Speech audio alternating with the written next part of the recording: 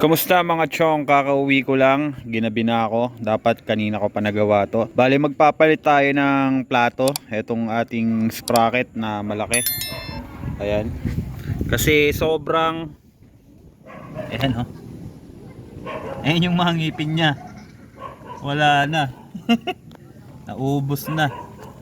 Sobrang pudpud na. 2 days ago, naramdaman ko to, hindi na makaahon tapos kumakabyos na. Ayan o, kita nyo naman yung sprocket natin. Sulit na sulit ang gamit eh. Ayan o, halos maubos na, pudpud na pudpud na. Tapos itong kadena natin, wala na, laylay na oh. Kita nyo yan mga chong. Gamit ko rin tong motor na to. Talagang napaka-hassle naman. Kabyos ng kabyos habang nagmamaneho ako. Kaya tapos alalay lang yung takbo ko. Hindi ako makahapit ng takbo at baka maputol yung kadena o matanggal yung kadena. DJ, pasok doon. DJ ano dito. Okay mga chong, so magpapalit nga tayo ng plato. Bale, tatanggalin ko muna tong gulong natin. Bale, magpapalit na rin pala ako ng kadena tsaka nung sprocket na maliit doon. Pero siguro unahin ko munang palitan tong sprocket na to. Tong rear sprocket natin, tong malaki. Yung mga ipapalit ko nandito naka-ready na. Bale, meron akong dalawang plato dito. Isang 42 teeth, isang 40 teeth. Pares lang ng brand CSL. May mga unboxing video ako nito. Check nyo na lang dyan. Bali, ang ikakabit ko muna itong 40. Tatry ko itong 40. Yung 42 nakapag-try na ako nito before. Pero yung na-try ko, parang ang bilis ang bilis din maubos ng mga ngipin. Parang mahinang klaseng bakal yung yung bakal na ginamit doon. Ang daling mapudpod. Pero ito, nakita ko sa mga review, tas nakita ko rin sa group, okay naman ang na ito, performance. Pero te-testing din natin. So ito 42, ito 40 teeth. Itong 40 teeth muna i-testing ko. DJ! DJ! Tapos aso ko ang habol dun DJ, pasok! DJ. Tapos meron na rin tayong kadena dito. Ayan, bago rin. CSL din. Puro CSL to. Itong in-order ko. Isang brand na lang. Ayan, pati itong bracket na maliit. 14 teeth ata to. Ayan, nalaglag pa. Ayan, 14 teeth. So, una kong gagawin mga chong, tatanggalin ko muna tong gulong natin. Okay mga chong, baklasin muna natin tong gulong. Meron tayong 22mm dito. Combination range para to dito. Yung sa kabila naman, 17. Ayan. Dito 22, sa kabila 17. So, tara.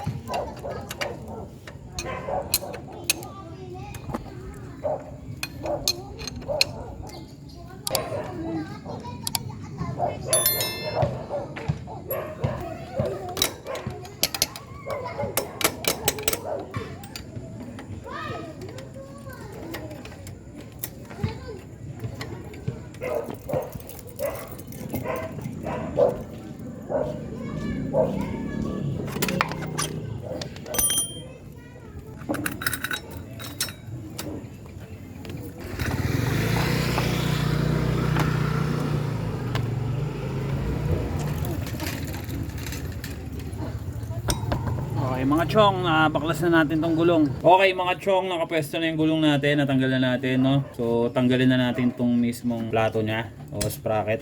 Meron tayo ditong socket na 17, itong gagamitin natin. Wala kasi akong mahiraman ng impact wrench, ka try natin kung matatanggal ko dito. Kung hindi ko matatanggal ito dito, hindi natin makakabit yon. Pero try lang natin.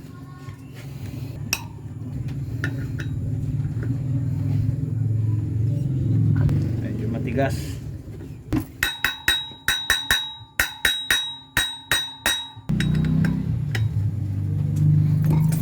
Medyo masikip. Kailangan talaga impact wrench kaso wala tayong wrench. Itong isa medyo maluwag na. Ayun.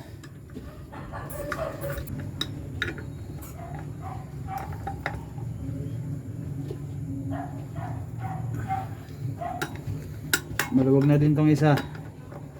Dalawa na lang ang problema.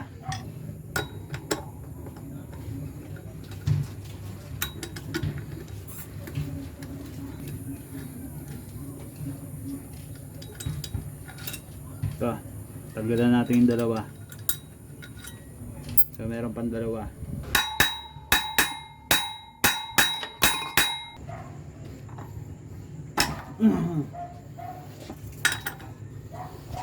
Tatanggalin natin yan. Nararamdaman ko matatanggal natin yan.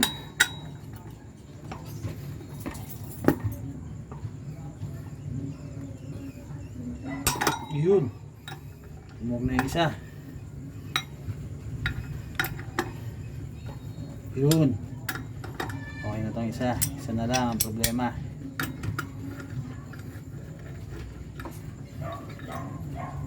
Okay. Isa na lang. Last one. Ito yung ano niya.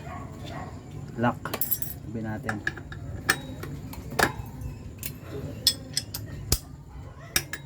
Last one.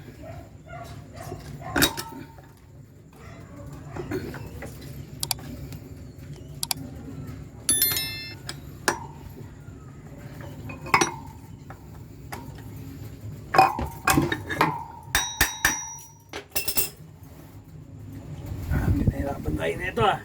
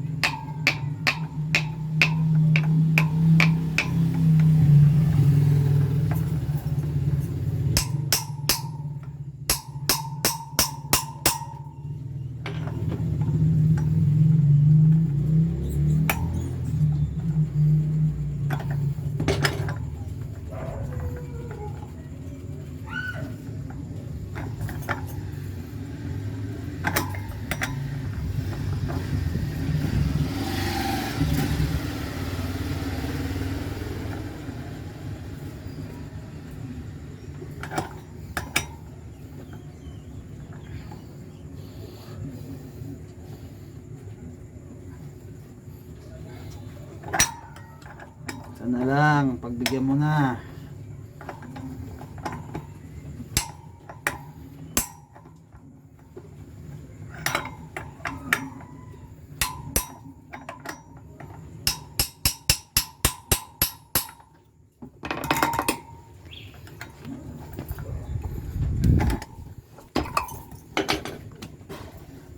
Hirap.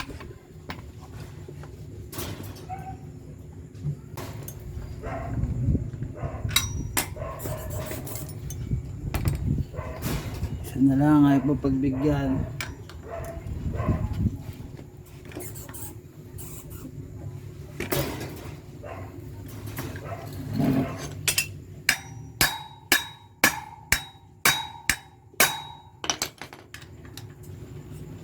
Yun. Lang palang pukpukin, punyeta. Okay mga chong, naluwagan ko na. Grabe yun.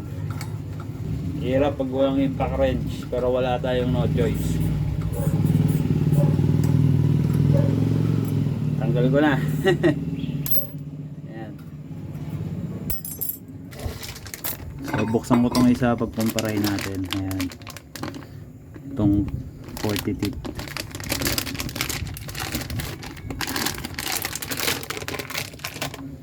Okay mga chong, ayan. Ito yung luma.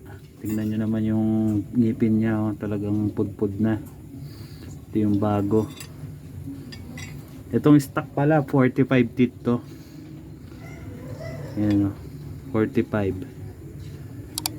Itong kabit natin 40. Less siya ng 5 teeth. Ayan. Pagkumparahin natin yung ngipin ng bawat isa, kita nyo naman yung pagkakaiba, talagang pudpud na to, kaya ako makaka-views na maigi. Itong bago, yan, yan. So kapit na natin tong bago, tong luma, junk shop na natin to. Yan, talagang sulit na sulit eh, oh. Biruin mo, isang taong kong ginamit yan, mahigit. Eh, bago pa napunta sa akin yung motor, nagamit na rin ng unang may-ari. So hindi lang siya 2 taon. Ito, tanggalin ko. Yan. Okay mga chong, kapit natin tong bago nating plato dito.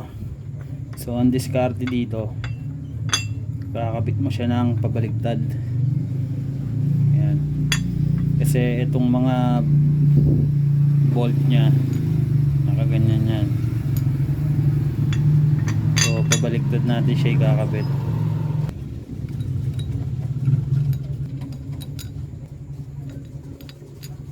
Ayan. Ayan, pag ganito natin siya ikakabit. So kunin natin yung mga bolt.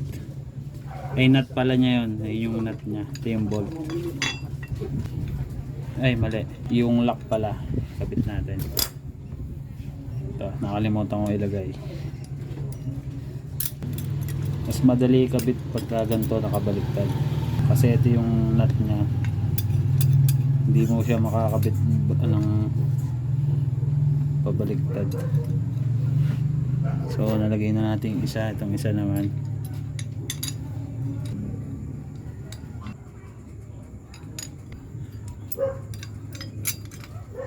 Yan. Tapos ito plus.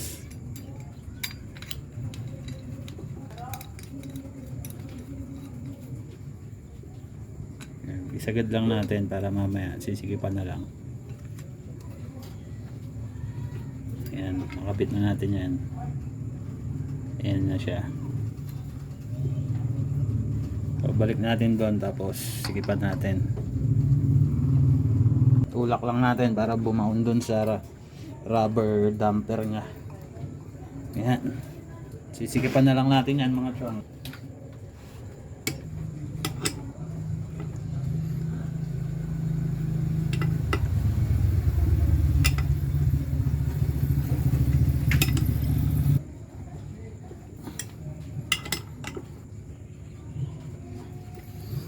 Okay mga chong, masikip na yan. Hindi na bibitaw yan. Okay mga chong, natanggal ko na yung lumang sprocket, tapos nakabit ko na yung bagong sprocket natin. Ayan, kita nyo naman. So ikakabit ko muna to dito, tapos saka natin palitan yung maliit natin sprocket, tsaka itong kadena natin. Okay mga chong, nabalik na natin yung gulong.